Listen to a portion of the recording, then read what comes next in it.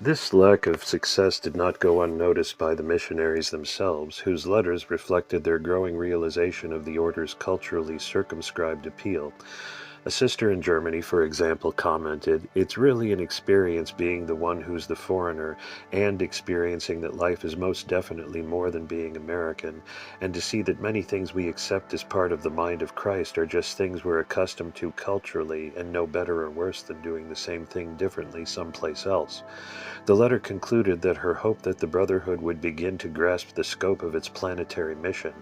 Margaret Baumann, in a 1977 letter, lamented that the order had not yet grown to the point where it was truly willing to make the effort necessary to communicate with people of different backgrounds and languages. The mission team in Amsterdam, in a final instance, wrote, "We have experienced a need to drop American outlooks and ideas and to find out what it means to have a world outlook. Nationalistic thinking is a real block to the development of a world consciousness." The overseas missions would survive in England and Amsterdam throughout the 1980s, but would never attract enough followers to create a viable foreign outreach for the movement. The order's total membership peaked in 1977 at the same time as the group realized its widest geographical expansion. Vowed members on active status now numbered almost 700, while the Christian community and discipleship movements counted a combined membership of well over 1,000. Freelance Brown Brothers and Immaculate Heart Sisters continued their missionary labors, establishing new stations in Sacramento, Berkeley, and Long Beach, California, Salt Lake City, Boulder, Jefferson City, Missouri, Houston, Corpus Christi, Dallas, Oklahoma City, Fayetteville, Chattanooga, Baton Rouge, Norfolk, Virginia, Wilmington, Delaware, Washington, D.C., Greenville, North Carolina, Pittsburgh, and Albany. These missionaries worked in a wide variety of social services, including prison counseling, drug and alcohol rehabilitation, Red Cross emergency services, and education for the mentally impaired. Nearly 20 Christian communities were in operation during this period, including new groups in Memphis, Wilmington, Westport, Connecticut, Syracuse, New York, Minneapolis, Birmingham, Alabama, and Cleveland. The membership in these communities ranged from 20 in emerging congregations like Minneapolis to over 100 in large communities such as Boston and Denver. The movement now managed thrift stores, emergency shelters, and youth hostels in 11 cities and restaurants in San Francisco, Seattle, Portland, Atlanta, Indianapolis, Boston, and Cleveland. Members saw these facilities as vehicles of service offering the light of Christ to a spirit-starving public. The facilities also provided points of contact for those called to the order's work.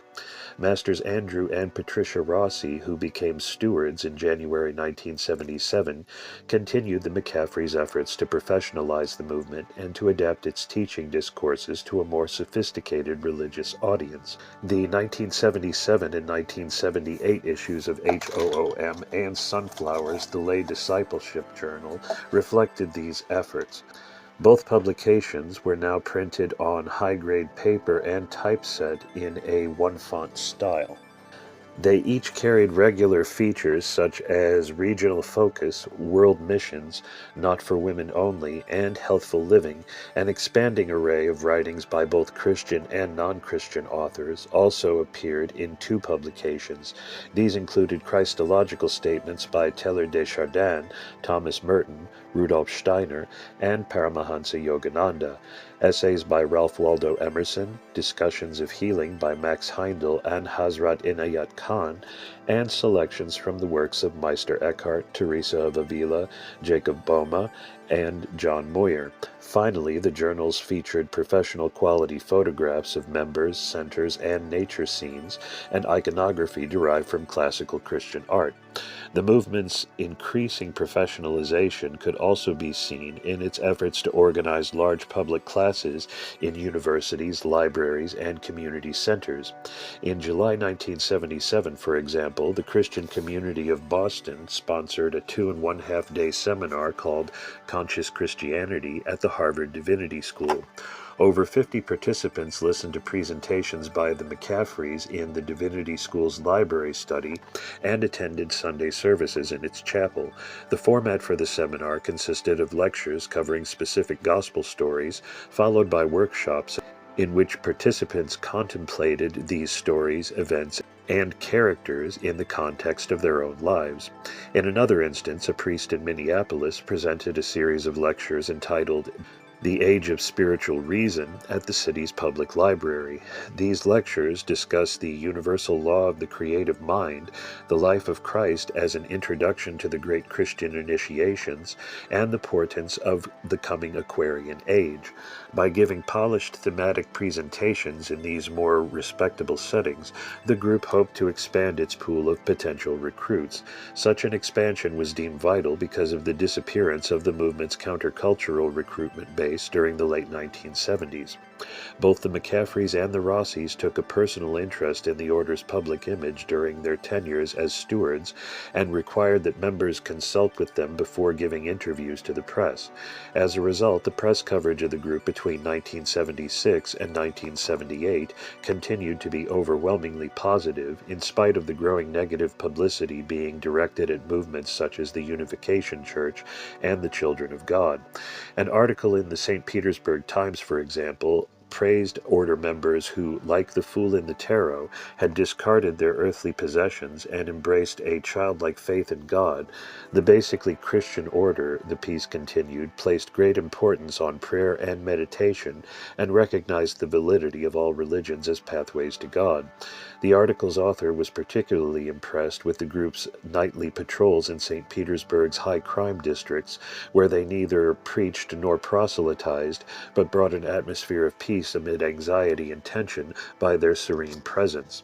A May 1977 feature in the San Francisco Examiner reported that the former Golden Gate Hospital would henceforth serve as the new location for Raphael House. The piece lauded the Order's brothers and sisters for taking vows of poverty and for contributing their wages to support the shelter's repair and operation. It also mentioned the active support being lent to the project by Presbyterian Hospital and the city's Social Services Department. Publicizing such support would become an important aspect of the Brotherhood's future legitimization strategies. Other favorable articles in 1977 featured the group's Austin and Seattle youth hostels and the BBHL's disaster action team in Detroit. The Order's membership profile began to change in the late 1970s, with fewer novices entering the movement and more members attaining life-vowed status. Whereas throughout 1975 there had been a monthly average of 50 students in novitiate training, by 1978 this number had dropped to 21. During this same span of time, the number of life-vowed members had remained constant at about 630, even with these members continuing 34% attrition rate. The profile of recruits also changed, at least in part because of the more rigorous selection process now in place. This process frequently counseled potential recruits to enroll in the discipleship program or Christian community movement in order to get a feel for the group's teachings. If, after becoming familiar with the Brotherhood over a period of time, the person still desired to join, he or she was required to attend a preliminary interview with the local leader. Assuming this interview went well, the recruit next completed an extensive application form. This form disclosed any prior criminal convictions, medical problems, financial indebtedness, or incidences of drug use, as well as the applicant's draft status, education level, and work experience. After then submitting the results of a complete medical examination, the applicant would be asked to appear before a regional council of priests and teachers. These sessions, which often entailed several hours of exhaustive questioning, were the movement's means of discerning whether a potential recruit had a true calling to the Brotherhood community. If the regional council confirmed this calling, it would recommend the applicant to the Esoteric Council in San Francisco. Francisco, which would make a final decision and notify the person in a formal letter. This more exhaustive application process had the effect of screening out applicants who were psychologically unstable, chronically ill, chemically dependent, encumbered with debt, or merely seeking to join the latest in a long string of spiritual communities. The process selected a more serious-minded, responsible, and in many cases older class of recruits, many of whom were college graduates, and most of whom had gained valuable vocational skills prior to joining. A number of these recruits had been associated with the movement's lay organizations for several years, and had already formed effective attachments with members of the Renunciant Brotherhood. John Link, who joined the order in 1976, exemplifies this period's changing profile of recruits. Link was a native of upstate New York who attended Cornell University during the late 1960s.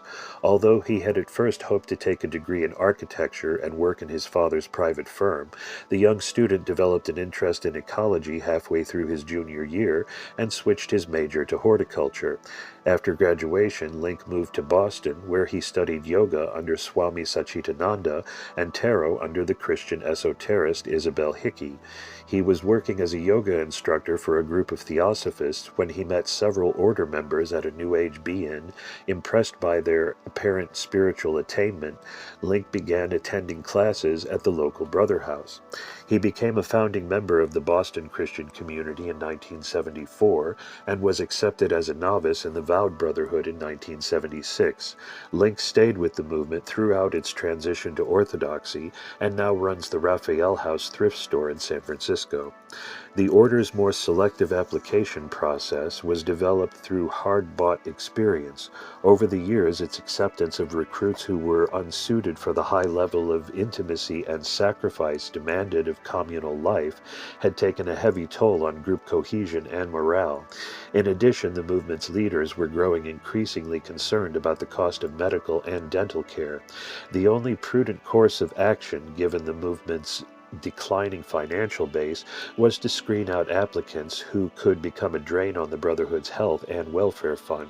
Finally, as the veteran membership became fully enfranchised in what was now a prosperous corporate family, it could afford to be more discriminating about prospective family additions. The decreasing number of novices during the late 1970s can also be related to the growing acceptance of the order's lay movements as equal partners in the Brotherhood's larger mission. Articles in both the HOOM and Sunflowers detailed the maturation of these organizations, a process that included more sophisticated training of new members, increased national and regional coordination, and a growing independence vis-a-vis the renunciant order.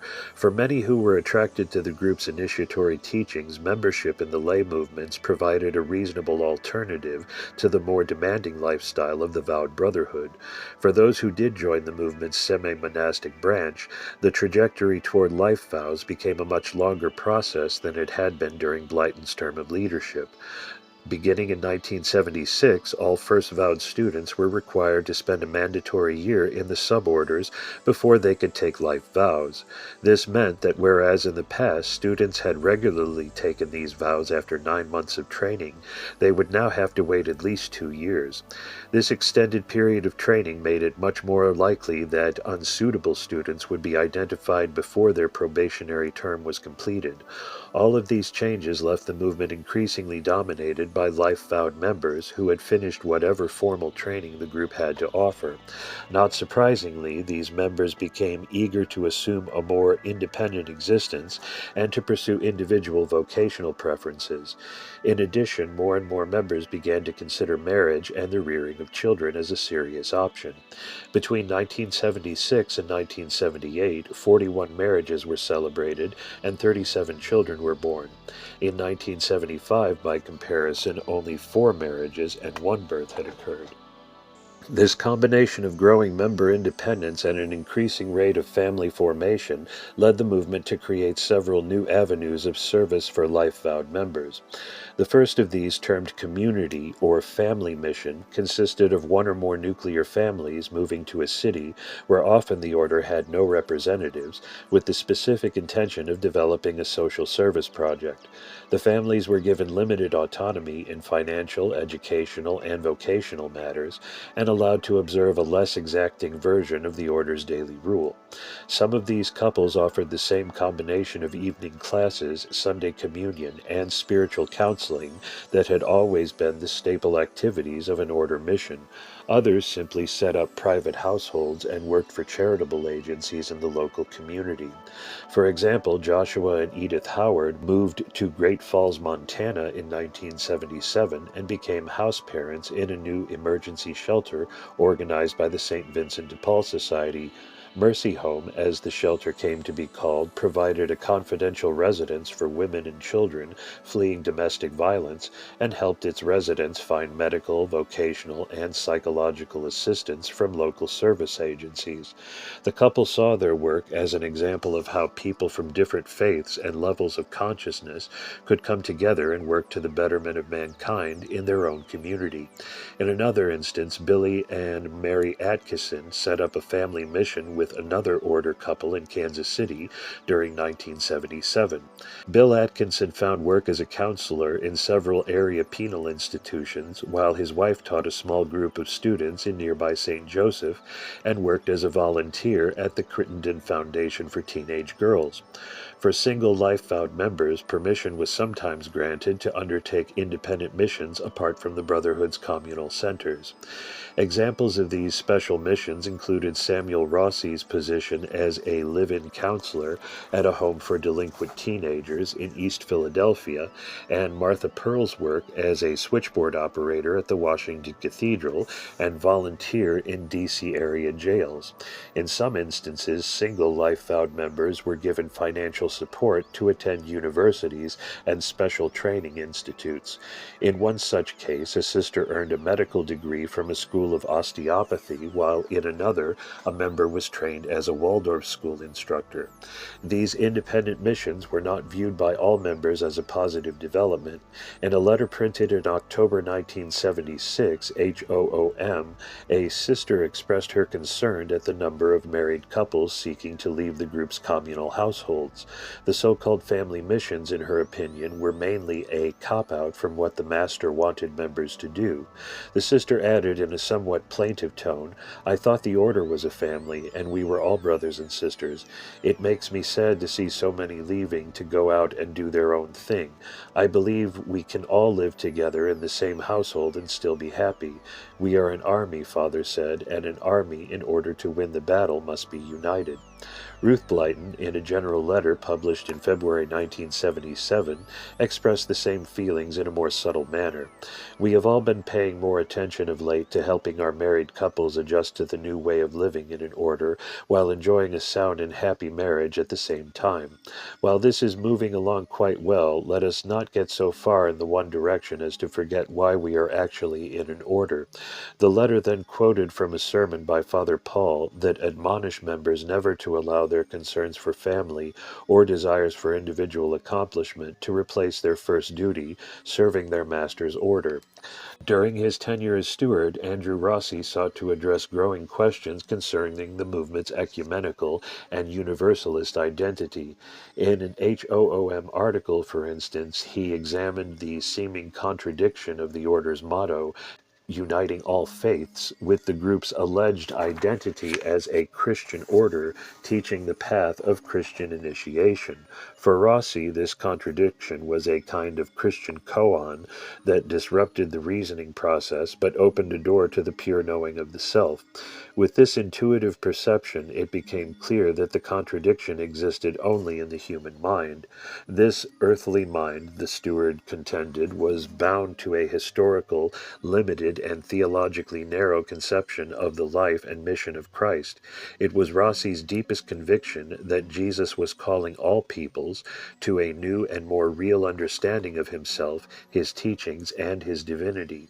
This new understanding was based on living revelation, which was not bound by past symbols, scriptures, and forms. For the order, Rossi asserted, Jesus was to be understood as the very form of God incarnate and the archetype for all humanity.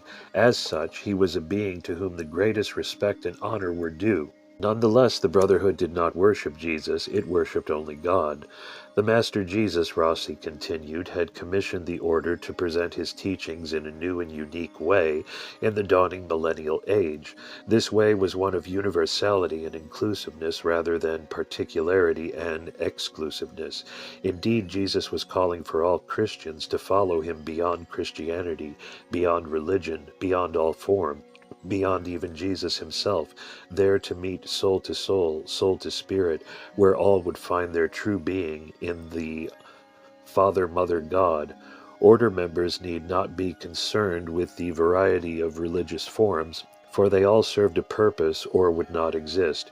What members did need to concern themselves with was the removal of all barriers that separated humankind, especially those that had been set up in Christ's name.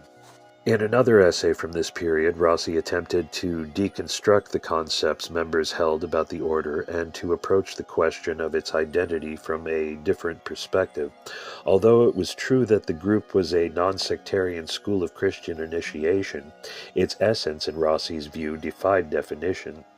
Definitions, after all, made something amenable to the laws of reason, and could often be used to promote the opinions or desires of particular individuals. After reminding his readers of the Order's 11th tenet, we accept man as an evolving being of unlimited resources and unlimited expansion, Rossi declared that the purpose of the movement was to train people in the art of unlimited being. From this it followed that the more members learned to function with self-mastery, the more unlimited life the group as a whole would be able to manifest. In short, Rossi argued, the order was as unlimited in conception and function as its members could conceive it to be. This indefinable quality, he concluded, came as a result of the group's bedrock foundation in divine revelation, which was ongoing. The movement had been born of the Spirit and was beyond the comprehension of the ordinary mind. On occasion, Rossi used passages from Blyton's writings to address the Brotherhood's identity question. In one such selection, Blyton affirmed that the group had been founded upon revelations received from the Lord Jesus Christ and the archangels. Because it was a new order of the Aquarian age, it was difficult to classify among traditional orders. Clearly, at this juncture, Master Andrew's conception of the movement was in harmony with Blyton's original vision. However, in the ensuing years, Rossi would be forced by circumstances beyond his control to readdress continually the question of the order's identity. With each redefinition, the group's parameters would narrow slightly and come into greater alignment with normative Christianity. The growing tide of marriages, new families, and independent missions had brought the order to an important crossroads. If these trends were allowed to continue, the movement might lose the strong inner cohesion it had enjoyed when its commitment mechanisms, particularly those of sacrifice, renunciation, of dyadic relationships, and communion, were in full operation. Such a loss of cohesion had, in fact, begun to occur with greater frequency during this period, especially in the case of married couples on independent mission. Once these couples had experienced the personal autonomy and expanded range of options that came with independent status, they often balked at returning to the regimented life of a brother house. Many simply informed the movement that they desired to have their vows suspended and to live a more self-directed life. On the other hand, if members were denied the opportunity to pursue individual vocational interests and forced to forego marriage, there was an equal danger that they would simply defect, as many had already done. In addition to the crisis in movement cohesion, there was growing concern about the order's lack of a unified system of doctrines. This concern became especially acute as the group expanded its cooperative ventures with other churches, for example, in the case of a large social service project such as Raphael House. With increasing frequency, these churches would ask pointed questions concerning the order's doctrinal positions. As Rossi recalled, during this time it became apparent that there was a lot of flexibility in understanding what the spiritual path meant, who Jesus was, and what you were going to say about him. We started to discuss the question of, well, if somebody asks a question, who do we believe? What's going to be said? And we began to realize that there were almost as many answers to that question as there were people in the order. A further concern at this time was the growing national influence of the anti-cult movement, ACM. This pastiche of organizations had originated from the individual localized concerns of families whose children had joined NRMs during the early 1970s. By the mid-1970s, the mass media had begun covering these families' sagas of their children's sudden abduction and transformation at the hands of dangerous cult leaders. Through these press accounts, parents who had not previous contact with each other learned of their common plight and began to organize themselves into a loose national network. Despite continual turf battles, the regional coalitions were finally able to agree upon one overriding explanation for their children's cultic affiliations. This was the thought control brainwashing theory that had first gained a measure of national credibility during the Korean War era. Despite little conclusive evidence that the mind control perpetrated by communist prison officials had ever resulted in a significant number of prisoner defections, brainwashing provided families with a scientifically plausible explanation for their children's aberrant behavior. The explanation was particularly attractive because it did not stigmatize either the families or their manipulated offspring. The brainwashing theory also created a rationale for classifying a diverse array of NRMs under the rubric cults. A cult became any group that practiced manipulative recruitment and socialization practices. The association of the brainwashing theory with the term cult gave the growing ACM an important ideological focus around which it could unify nationally. At this juncture, the mid-1970s, the movement began attracting lawyers, clergy, mental health professionals, and social scientists to its cause. These professionals drafted anti-cult legislation, offered expert testimony in court cases, and helped to legitimize such anti-cult activities as deprogramming in the eyes of both the courts and state governments. Another important development occurred with the successful recruitment of deprogrammed cult members to the movement. These ex-members' public recantations of their cultic allegiances and first-hand testimony that life within cults was indeed as horrific as outsiders had imagined added greatly to the ACM's credibility. Their accounts also began to create widespread public concern. By 1976, the brainwashing ideology, as applied to cults, was being widely endorsed by leaders in mainstream political and religious institutions. In an extraordinary collective statement issued on December 28, 1976, spokespersons for the American Jewish Committee, the Catholic Archdiocese of New York, and the National Council of Churches denounced the Unification Church of Sun Myung Moon as a breeding ground for anti-Semitic, anti-Christian, and anti-democratic beliefs. Although the spokespersons advanced no specific proposals for countering the effects of the Church, they did send members of Congress their critiques of the Church's major writings. The growing anti-cult media barrage had a devastating impact on NRMs such as the Children of God, the Unification Church, ISKCON, and the Divine Light Mission. Each of these organizations suffered a sharp drop in recruitment rates just as the ACM rose to national prominence between 1976 and 1977. Although the order, because of its deft treatment of members' parents, had been able to avoid the public notoriety that accompanied instances of deprogramming, its recruitment was clearly affected by the growing national climate of suspicion and fear. Then, beginning in the late 1970s, the Brotherhood itself began appearing on the cult lists of such national information clearinghouses as the Spiritual Counterfeits Project. Finding solutions to these pressing problems became Stewart Rossi's chief objective during 1977 and early 1978. His single-minded dedication to this effort led him to request a private meeting with Ruth Blyton in the late winter of 1978. During the meeting, Rossi indicated his willingness to become the Order's first Director General since Earl Blyton's death.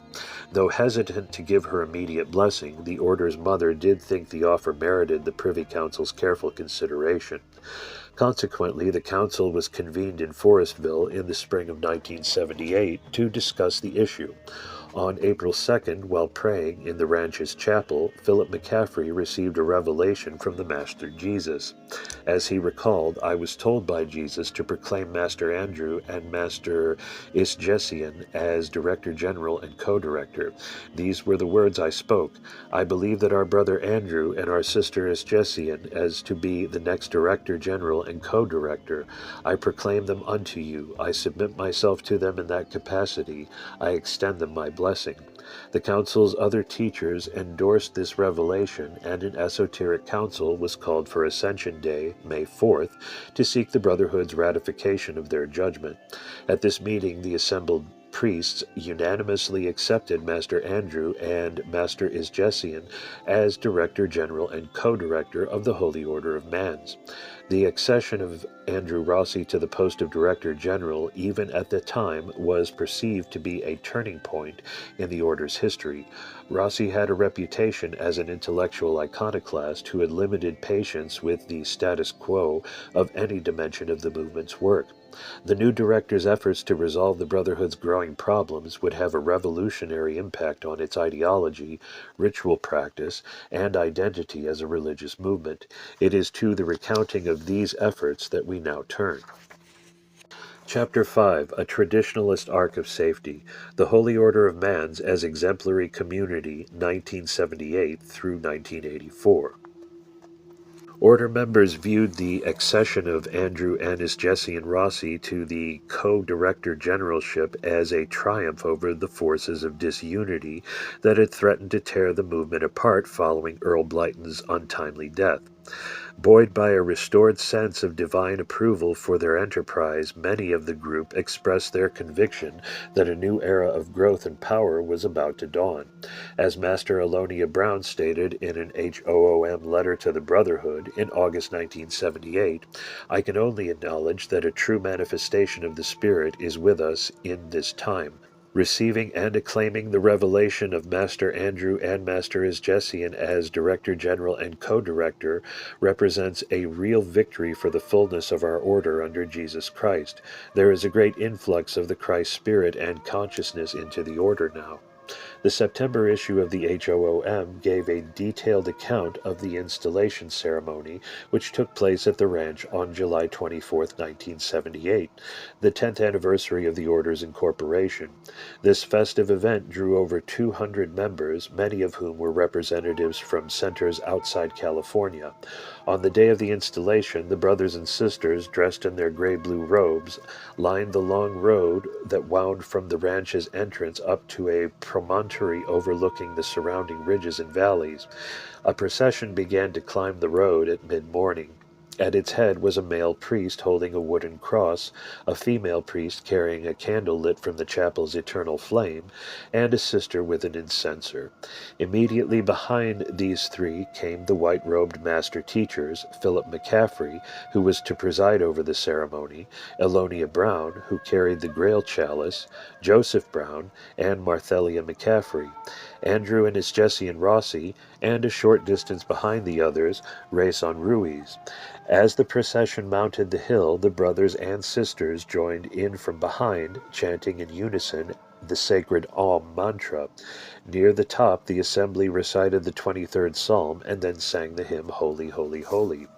When the procession arrived at the wooden platform built to serve as a sanctuary, the teachers and Ruth Blyton formed a semicircle around the altar, and the entire gathering knelt. Philip McCaffrey began the ceremony with an invocation and then administered communion to the Rossis using the Grail chalice. After this, he placed Earl Blyton's stole and cross around Andrew Rossi's neck and laid a crown of roses on his Jessie and Rossi's head. At this point, Ruth Blyton came forward, laid her hands on the kneeling couple, and pronounced her blessing. The other teachers then formed a circle around their new leaders and gave them their collective blessing.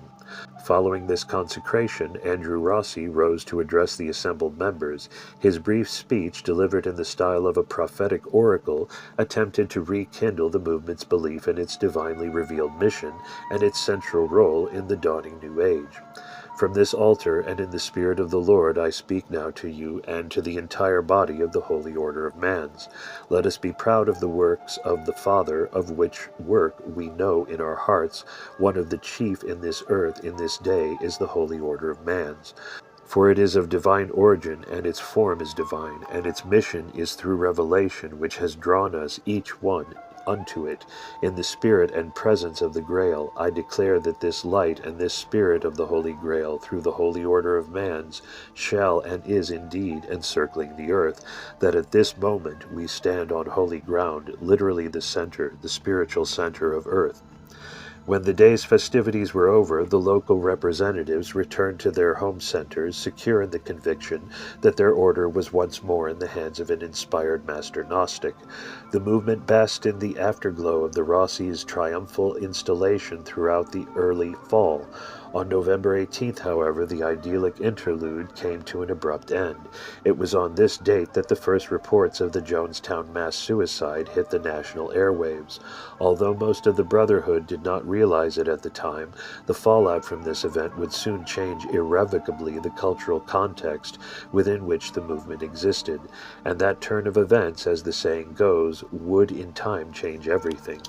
As David Chichester has skillfully recounted, the nation's major institutions moved swiftly through cognitive distancing to prevent the disruptions in society's sense of order, boundaries, and security that the Jonestown suicide threatened. Psychological distancing took place when the national news media labeled Jonestown a collective madness that was clearly aberrant and inexplicable in its sheer otherness. Political distancing occurred when government officials sought to diffuse blame for the event throughout the system so that ultimately no one in particular appeared to be responsible. These officials also sought to reassure their constituents that Jonestown was in no way a reflection upon the nation and its values. As President Jimmy Carter insisted, the People's Temple was not typical of America. The nation's religious communities were particularly eager to dissociate themselves from Jim Jones and his aberrant cult. Their efforts were best exemplified by a December 4, 1978 New York Times editorial in which Billy Graham denounced any identification of the People's Temple as a legitimate Christian church and portrayed Jim Jones as an agent of the forces of evil. New religious movements participated zealously in these distancing strategies, hoping to dissuade the public from its growing suspicion that all new religious movements represented the specter of Jonestown.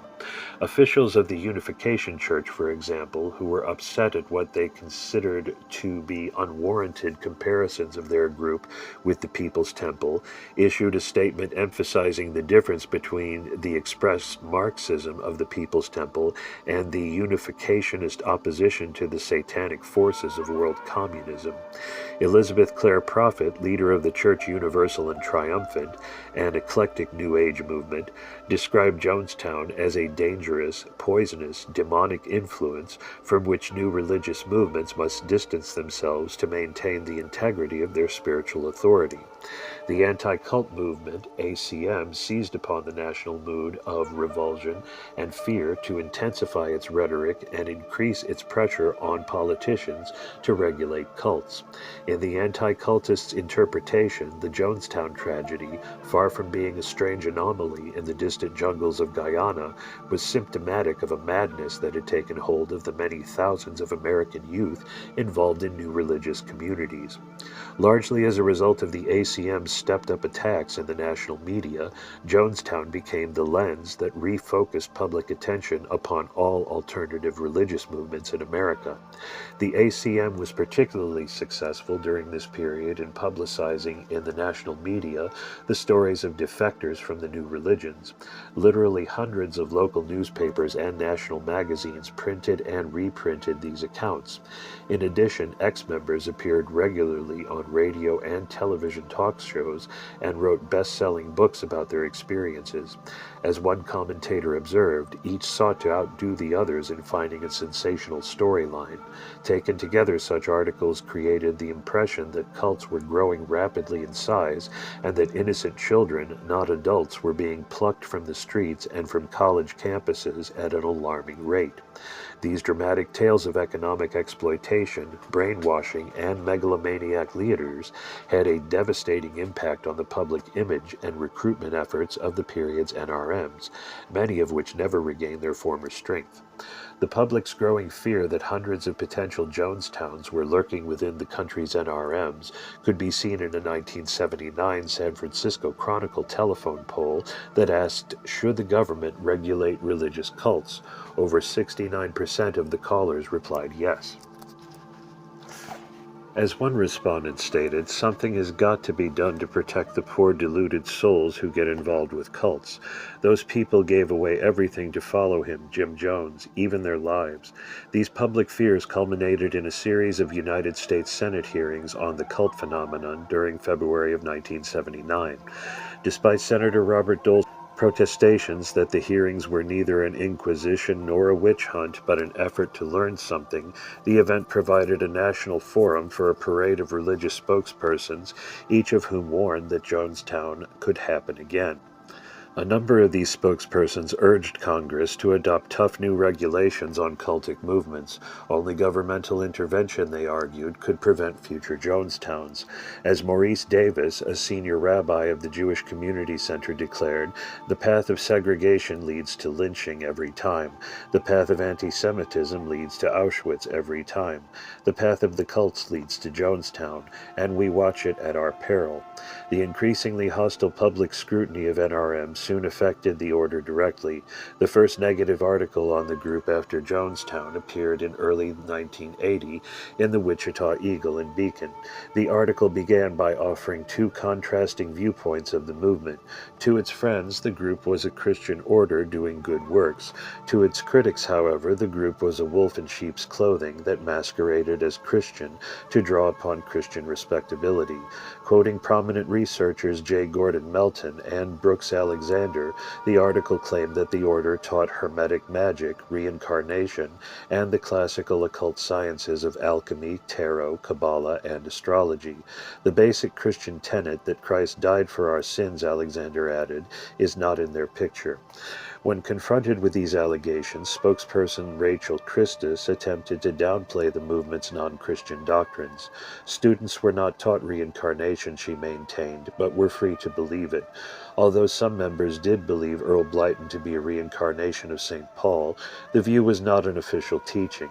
Finally, Christus admitted that students studied tarot, but added, tarot is not central to my life, Jesus Christ is. In a second negative article, the Bangor News profiled a former sister who had been deprogrammed by her parents and who had subsequently joined Unbound, a group that helped deprogrammed cultists return to society. The ex-member claimed that the elitist attitude she had assumed within the order had damaged her relationships with family members, and that the group's spiritual practices had impaired her ability to learn and to think critically. More theologically informed critiques of the Brotherhood also began to appear at this time. In a 1981 issue of the Journal of Pastoral Practice, for example, John Judes lamented the widespread respect enjoyed by what, in his view, was a radically deviant religious order. Judes criticized their movement for its secret condemnation of normative Christianity and for its refusal to acknowledge the Christian faith as the one true religion. He also faulted the group for its Gnostic Christology and its rejection of the Christian emphasis on the depth and severity of human sin. Of particular discomfort to the order was its inclusion on the cult lists of the Christian Research Institute and the Spiritual Counterfeits Project.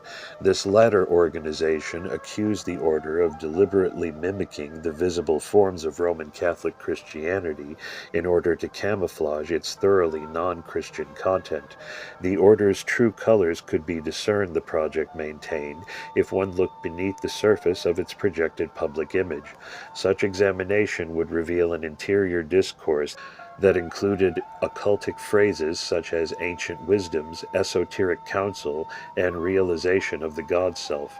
It would also uncover a Christology that accepted the classical occult Eastern view of Jesus as a great teacher, but mere man who had attained contact with an impersonal kind of Christ consciousness. Because of the group's esoteric nature, the project concluded, it was not possible to know how deeply its occult teachings went.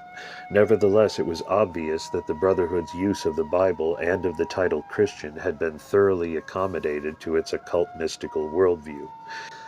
In the wake of this anti-cult exposure, Director Rossi decided to intensify the movement's search for doctrinal coherence and a more normatively Christian self-representation, a search that had already begun informally within the Privy Council. In a series of meetings, Rossi recalled, we realized that what we had was an order and community which was founded on a spiritual search, a seeking for experience, the non-dogmatic quest for the truth of Christ.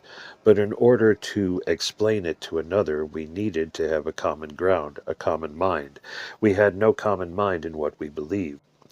We thought that that was important, so we began to search for precedents in the history of Christianity for what it was we were doing. We weren't trying to be Orthodox or Catholic or Protestant. We were trying to be ourselves, the order, and we were going to search in the tradition, in both the sayings of the great mystics of the Church and Christianity, for those expressions, or those foundations that might root us. It was at that time that Alex Haley was coming out with Roots.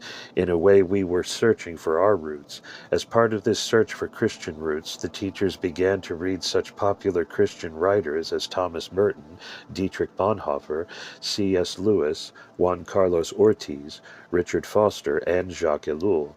They were impressed by these authors' serious-minded approach to Christian discipleship and by their attempts to integrate contemplative Christianity with an ethic of charitable service. As its discussions continued, the Privy Council began to question the validity of the order's non-denominational stance. In the words of one ex-member, he, Master Andrew, was taking the ground out from underneath that idea by saying, what does that really mean, to be non-sectarian and non-denominational? It means we don't really belong to anything. We're just drifting in a sense. And he said, in order to be universal, you have to be something. You can't be universal without being something. And for the order, it was the mission and purpose to be Christian. And you can't do that just by being a little bit of this and a little bit of that, because you have no footing. So the turn then was to become truly Christian and to stand firmly on that. We didn't have a chance to do anything about uniting all faiths until we became what we said we were supposed to be.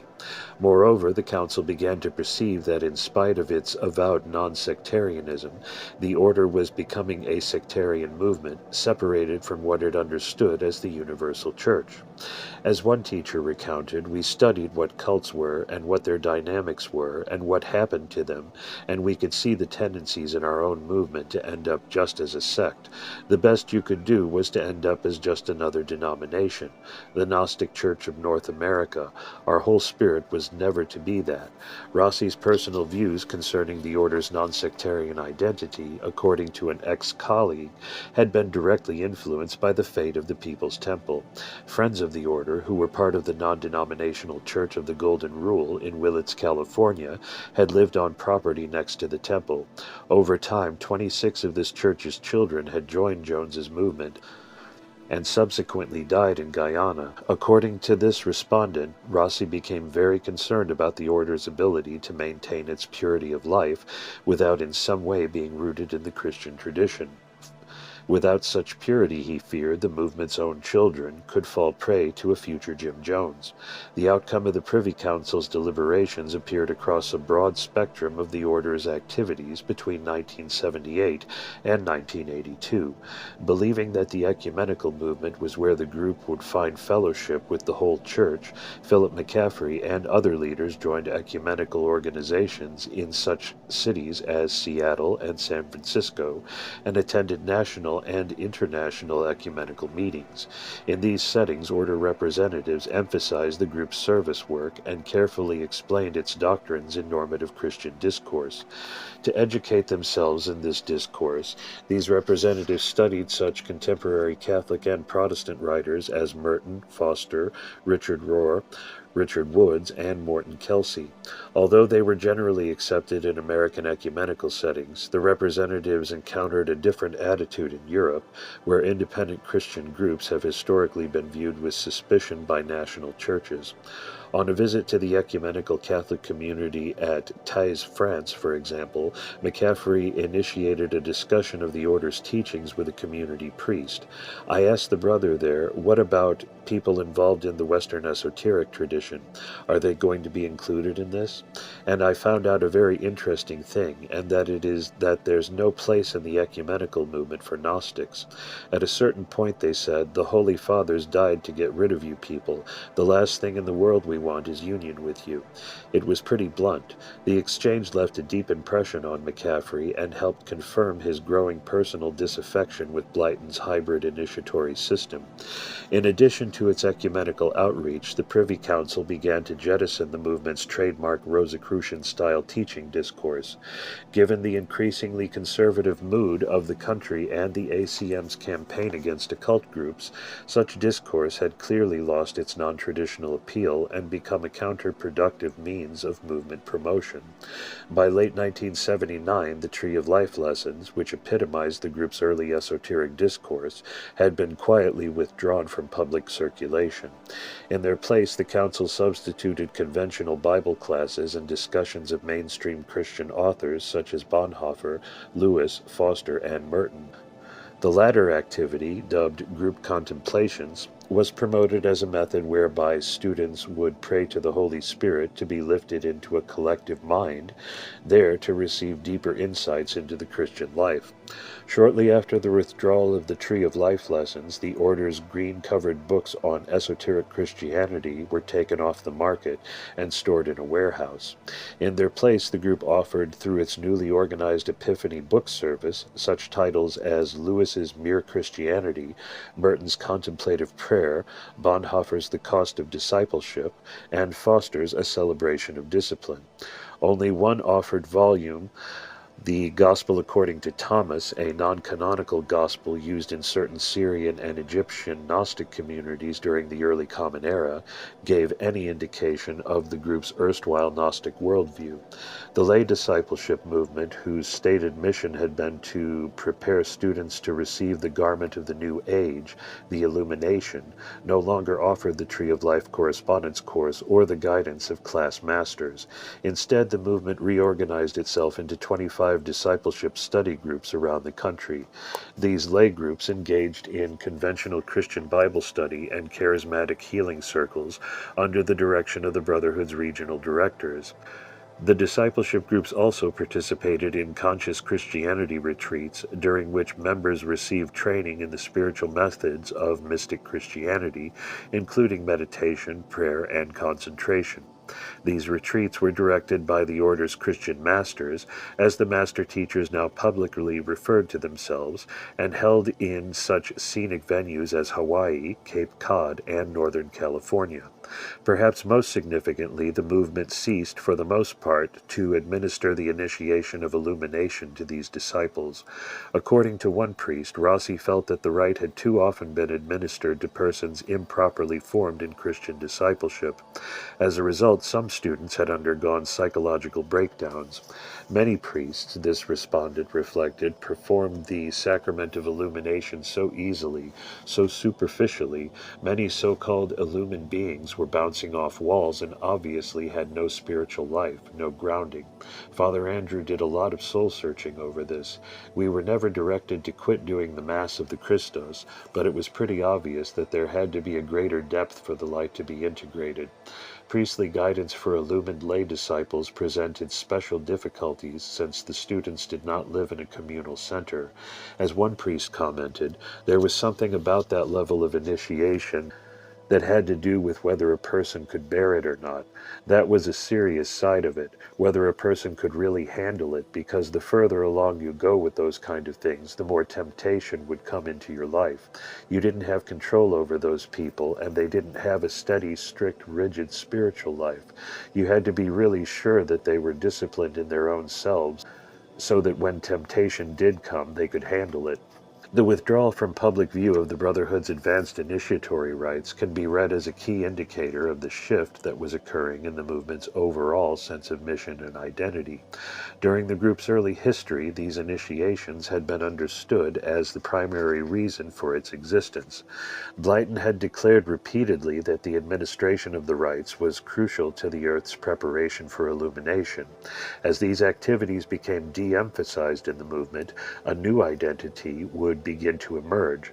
Members would no longer view themselves as part of a New Age Christian mystery school, administering solar initiations, but rather as an independent Christian community whose roots were firmly planted in the normative apostolic tradition. The lay discipleship groups evolved during 1980 and 1981 into a third suborder of the Holy Order of Mans, the Order of the Disciples. The avowed mission of this lay suborder was to sacramentalize society's householder dimension. As distinct from the monastic brotherhood, which lived its life of discipleship within the singularity of purpose of a renunciate community, these lay disciples were to practice a fully committed life of Christian discipleship in the world. Rossi promoted the new suborder as a recapitulation of the diaconate of the early church, whose morally impeccable members would provide the committed core of the movement's lay Christian communities. Candidates for the Order of the Disciples, after being approved by the Esoteric Council, would take yearly renewable vows of poverty, obedience, purity, service, and humility at a special ceremony during the summer solstice. They would also be expected to tithe 10% of their income to the renunciate brotherhood and to participate in the order's daily spiritual practice. This practice had been redefined by Rossi as a 15-minute turning of attention to God in the morning, at noon, in the evening, and at night before retiring. The new suborder accommodated the many lay students who desired to work closely with the group's spiritual guides and service projects, but who were unwilling to make the sacrifices required of renunciate members. As part of its deliberations concerning the new discipleship order, the Esoteric Council decided to separate its apostolic function from its esoteric interior function. This step was deemed necessary, given that the movement would now have a more distinct public face as it expanded into the secular sphere. Since much of the Council's work was not of an esoteric nature, the name Apostolic Council was judged to be more suitable when the body met to deal with public business and correspondence.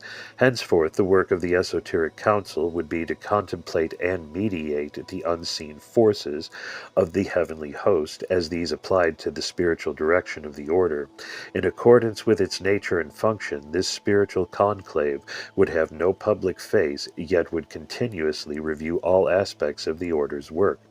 The Apostolic Council, on the other hand, would direct the movement's spiritual transmission into the world. Specifically, this entailed approving candidates for the ministry and making decisions concerning entry applications and vow and engagement requests. The council would be the visible exoteric function of the esoteric council, and its membership would be coextensive with its latter body. Although it was never stated explicitly, a key factor in Rossi's decision to change the body's name was the director's growing discomfort with the public suspicion aroused by the term esoteric council. Another effort to refurbish the movement's public image involved the problem of the MANS acronym. Members were told the meaning of this acronym only after taking life vows and were sworn never to divulge it to outsiders. Difficulties arose when curious non-members asked what MANS stood for. Answers like, "It's a secret," or "I can explain it to you, but technically I can't tell you," had sometimes aroused suspicions concerning the group's alleged occult character. Newspaper reporters in particular had been critical of the rigid secrecy surrounding the acronym.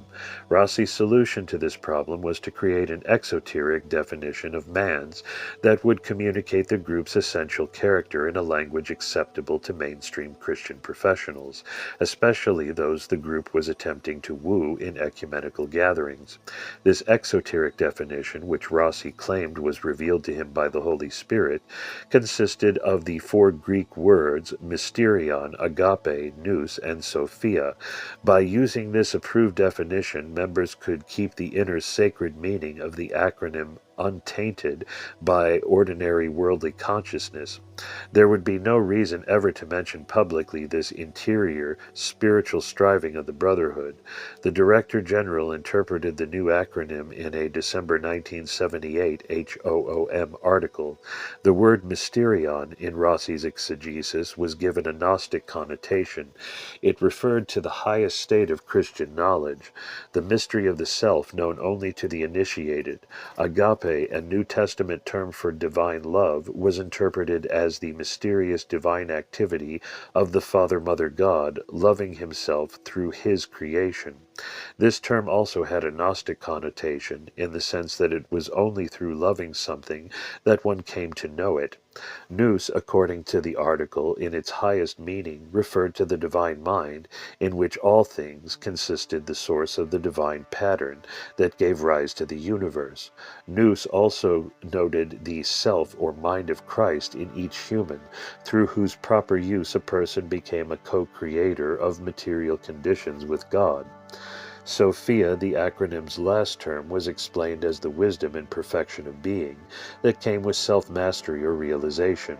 When put together, the whole acronym could be summed up as, the mystery of love through the Christ mind grants wisdom.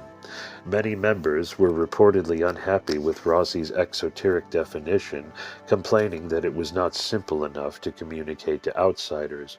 The new director rebuked these members in a 1978 HOOM letter, suggesting that they had trouble explaining the new definition because they couldn't embody the consciousness of the Spirit contained in it. He then insisted that members never reveal the existence of the acronym's two meanings, and that they only explain it using his revealed exoteric definition. Future issues of the HOOM reinforced Rossi's directive by printing the acronym in shortened form on the contents page. This shortened form interpreted the acronym as the mystery of being, the love of God, the mind of Christ, and the wisdom of Spirit. Rossi employed several other strategies during this period to promote a more normatively Christian public appearance for the order. Two of these are exemplary. During 1978, a freelance writer on religious topics, Charles Fracchia, investigated the many monastic-style communities that had formed in the United States during the 1960s and 1970s.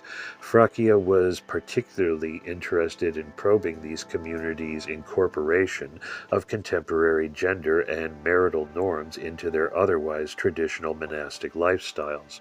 As the order fell within the scope of Fracchia's inquiry, the author arranged an interview with the Brotherhood's new Director General, who introduced himself as Father Vincent Rossi. In response to Fracchia's opening question about the order's theological roots, Rossi carefully situated the movement within the parameters of the Catholic Christian tradition. He asserted that, like the Dominicans and the Franciscans, the order claimed no theology of its own and rested on the basic doctrine of the Christian tradition, namely the triune God and the divinity of Christ. The order also, Rossi added, accepted the authority of the Bible as divine revelation.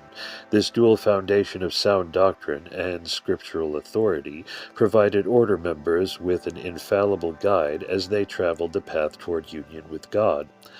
Having thus established the order's doctrinal credentials, Rossi went on to disclose the group's mystical and primitivist character. The order's emphasis was not on precision of theological expression, nor on the novelty of doctrine, but rather on spiritual method, observing that the movement had little in common with the tendencies of modern Christian theology, which had completely lost sight of the indispensable value of its ancient tradition. Rossi contended that the spirit of the order was much more at home with the best and highest of traditional Christian teaching. The saints and mystics who exemplified this teaching included Clement of Alexandria, Gregory of Nyssa, Meister Eckhart, Thomas Aquinas, and Jacob Boehme. The order also had adopted the early Christian practice of following spiritual masters. These masters, Rossi explained, served very much like the bishops and presbyters of primitive Christianity. They interpreted the teachings of Christ, ordained and led persons into a greater union with God. The adroitness with which Rossi was able to translate the order's esoteric doctrines and practices into the discourse of Christian primitivism led Fracchia to comment, "I am struck at how the Holy Order of Mans has cut through almost 2,000 years of Christian theological development and controversy and has re-established the simple societies of friends with their elementary creedal beliefs and sense of the eminence of Jesus, which characterized primitive Christianity." A second instance of Rossi's strategic maneuvering emerged as the movement watched its carefully cultivated public image as an ecumenical Christian community dedicated to service and spiritual renewal become more and more tarnished in the anti-cult hysteria of 1979 and 1980. Deciding finally to launch a major counteroffensive against the ACM smear campaign, the director proposed the creation of a professionally produced journal of faith and insight. The journal would provide a public forum for the order to profess its viewpoints on contemporary religious issues. It would also contain articles by prominent Christian authors and be distributed internationally to established Christian opinion makers and church officials. Rossi hoped that this publication would gain respectability for the movement simply by having its authors appear in the same pages as mainstream Christian writers. He also anticipated that the group would gain greater public influence and prominence as its voice was accepted into the ongoing national conversation concerning Christianity's mission in the contemporary world. The director's proposal was enthusiastically received by the Brotherhood's governing bodies, and the first issue of Epiphany Journal appeared in the fall of 1980. The issue's lead article, authored by Vincent Rossi, addressed the order's authenticity as a non-cultic normative Christian fellowship, entitled "By Their Fruits Ye Shall Know Them," proclaiming the spiritual authenticity of the Holy Order of Mans in a counterfeit age. This apologetic tour de force would be seen in retrospect as a milestone in the order's transformation into an Eastern Orthodox brotherhood. The piece began by stating emphatically that the Holy Order of Mans was not a cult. Instead, it was an ecumenical Christian foundation of men and women who had elected to follow Christ in the form of a shared life under religious vows within the norms of the Christian tradition. The purpose of the order was the development of a Christian community in which worship of God, discipleship to Christ, and service to the world could be fulfilled as the integral activities of human life lived in response to the Holy Spirit. In this first paragraph, Rossi made clear his intention to portray the order in terms acceptable to conventional Christians. No mention was made of the bylaws' stated purpose for the order to teach the universal law of creation in accordance with the teachings of Jesus Christ and those of other great avatars. Also noticeably absent was the language used in the Articles of Incorporation to describe the group's avowed mission to preserve the ancient Christian wisdom teachings for the coming generation, and to have a holy order of vowed brothers and sisters seeking illumination and the realization of God under the order of Melchizedek on an apostolic mission of divine origin. As if to anticipate this observation, Rossi next addressed the easily foreseeable objection that all cults denied their true cultic nature and attempted to twist the very words of Scripture to their nefarious ends. Those who voiced this objection, in the director's view, were hopelessly prejudiced and therefore unworthy of attention. Instead, his article would be addressed to those seekers, students, parents, and clergy who were interested in the order but who had been made weary and uncertain by the great spiritual unrest of the times. It would also be addressed to order members who had been forced to confront the suspicion and fear of secular society. Here Rossi disclosed a secondary intention in writing the article, to teach members to answer effectively anti-cult detractors. Having finished this exordium, Rossi proceeded to the main body of his apology. Recent events, he began, specifically the mass suicide at Jonestown and the order's subsequent appearance on cult lists, had forced the movement, which hitherto had been content to follow Paul's guidance to the Corinthians, to work with quietness, eat their own bread, and be known by their fruits, to respond publicly. The national cult hysteria, Rossi declared, was an unholy alliance between the public's need to make sense out of the inexplicable tragedy of Jonestown and the media's need to make a profit. This alliance had led to the oversimplification and sensationalizing of the whole cult question, both of which were hallmarks of scapegoating. In Rossi's view, being called a cultist was a phenomenon similar to being called a communist during the McCarthy era. The order's director then launched into a radical critique of contemporary America. If there was any counterfeit faith in the nation, he argued, it was the majority's devotion to the two-headed idol of scientific materialism. Scientism, which asserted the self-sufficiency of human reason, had closed humans off from the transcendent beyond them and the divine ground within them.